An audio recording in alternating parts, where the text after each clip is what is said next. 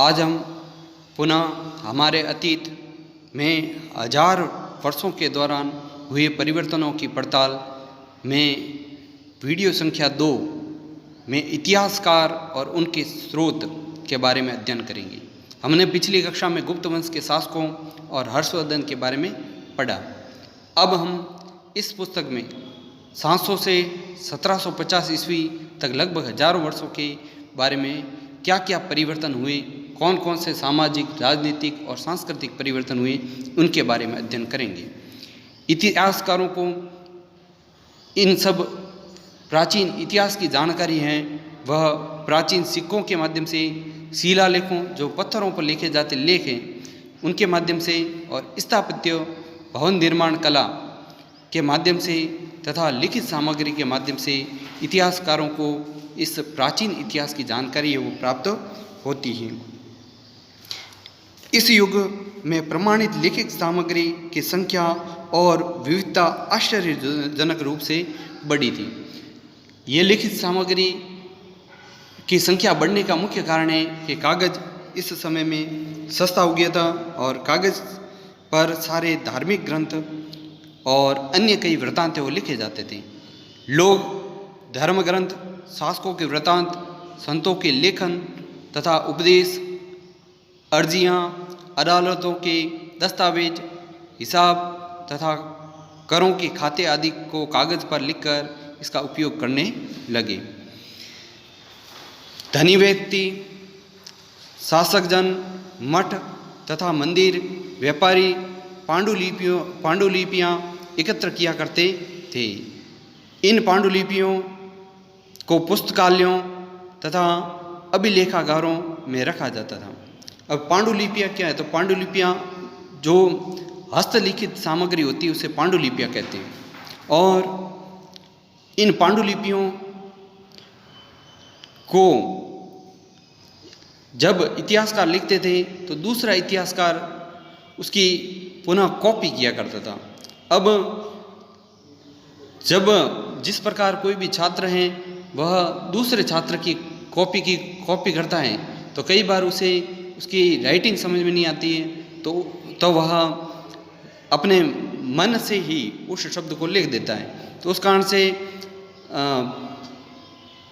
जब इन पांडुलिपि ग्रंथों का निर्माण दूसरा इतिहासकार करता था तो उसमें कुछ न कुछ परिवर्तन अपने मन के हिसाब से कर लेता था, जिस कारण से प्रत्येक पांडुलिपि ग्रंथ है वह भिन्न भिन्न प्रकार की सामग्री है, वो प्रत्येक पांडुलिपि ग्रंथों में भिन्न भिन्न प्रकार की सामग्री हमको आज दिखाई देती है। इसलिए इतिहासकारों को इन सभी ग्रंथों को पढ़ना पड़ता है।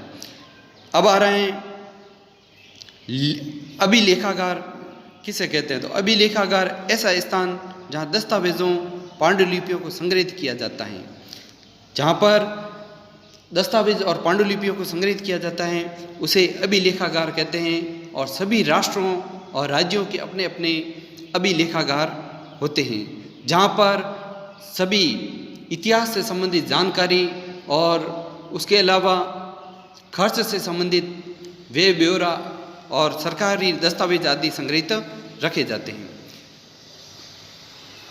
आगे यहाँ पर दिया हुआ चित्र का आकार 10.5 सेमी गुणा 7.1 सेमी हो उसे लघु चित्र या मिनिएचर कहा जाता है। जो कि यहाँ पर चित्र पहला दिखाया गया है जिसमें एक लिपिक किसी पांडुलिपि की नकल कर रहा है, जो कि चित्र पहले में आपको दिखाई दे रहा है, जिसे लघु चित्र या मिनिएचर कहते हैं। इसका आकार छोटा सिर्फ 10.5 सेमी गुणा 7.1 सेमी है। दूसरा चित्र बायां चित्र है जहाँ पर एक अंक लिखा हुआ है, वह नस्तलीक लिपि में वर्ण जोड़कर धाराप्रवाह रूप से लिखते हैं। नस्तलीक लिपि में वर्ण को जोड़कर है वो धाराप्रवाह रूप में लिखा जाता है। जबकि दायां चित्र है जहाँ पर 2 संख्या लिखा हुआ है वह शिकस्त लिपि है, जो अधिक सघन, संक्षिप्त और कठिन है।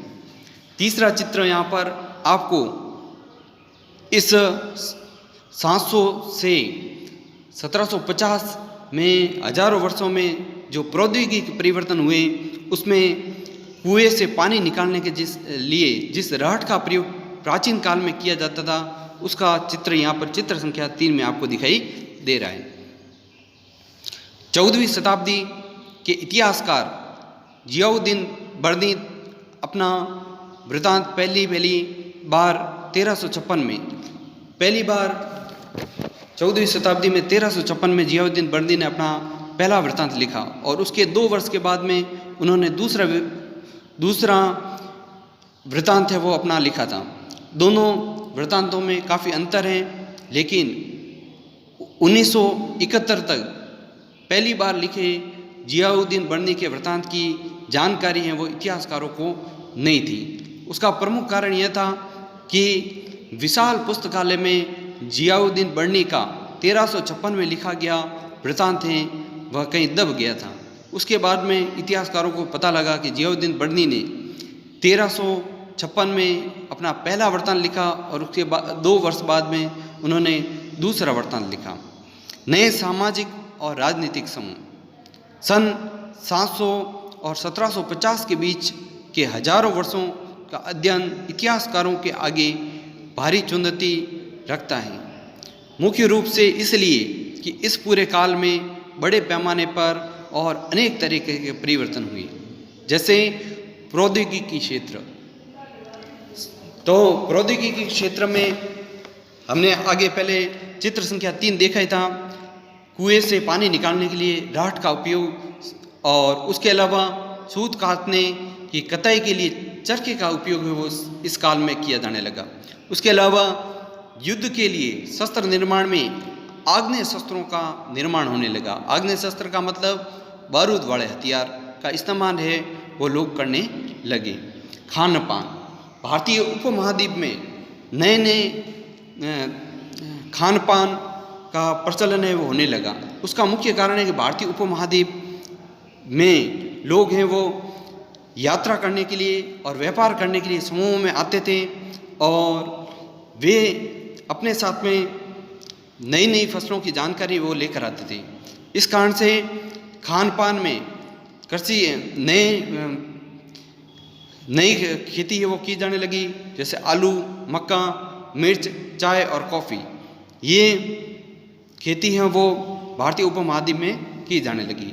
यह काल आर्थिक, राजनीतिक, सामाजिक और सांस्कृतिक परिवर्तनों का काल रहा है, क्योंकि अन्य देशों के व्यापारी हैं वो व्यापार करने के लिए जब भी समूह में आते थे तो उनकी संस्कृति और सामाजिक और राजनीति को वे भारतीयों के साथ में बांटते थे, जिस कारण से कई सांस्कृतिक और राजनीतिक परिवर्तन भारत में हुए।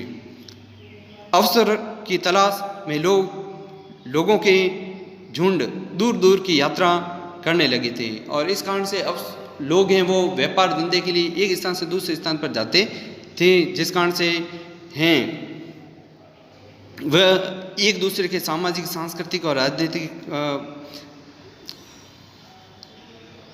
ज्ञान का आदान प्रदान है वो होने लगा था। महत्वपूर्ण समुदाय राजपूत हैं। इस काल में जो मुख्य समुदाय था उसमें महत्वपूर्ण समुदाय है वो राजपूत हैं। राजपूत शब्द हैं वह उसका अर्थ है राजपुत्र। अब राजपुत्र शब्द का अर्थ होता है या आशय है कि राजा का पुत्र, जो कि 8वीं से 14वीं शताब्दी में राजपूत शब्द का अर्थ है वह क्षत्रिय वर्ण का योद्धा से लिया जाने लगा।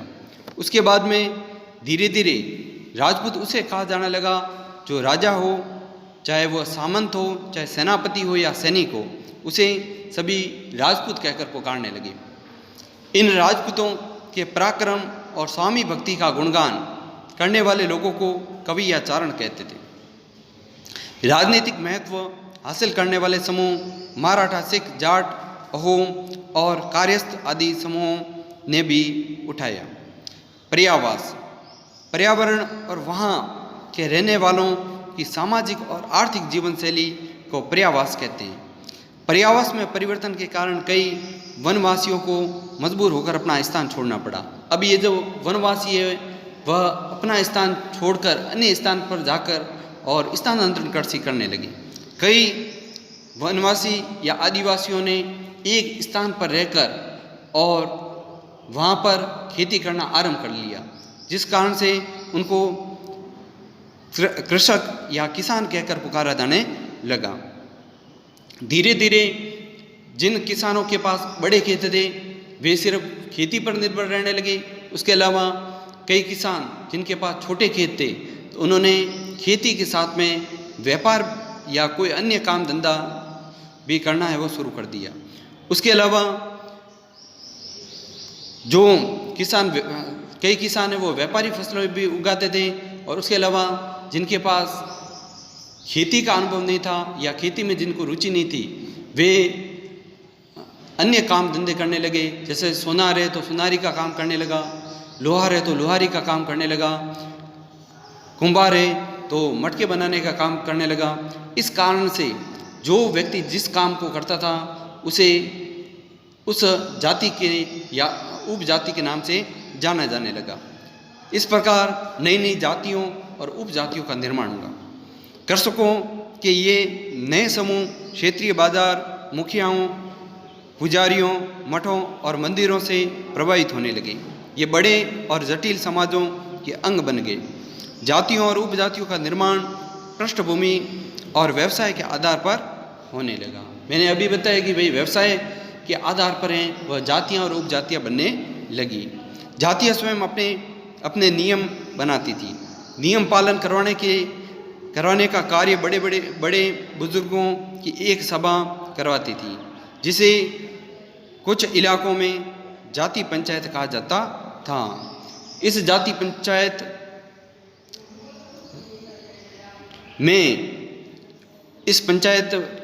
पंचायत में इन बड़े बुजुर्गों की सभा में एक मुखिया भी होता था।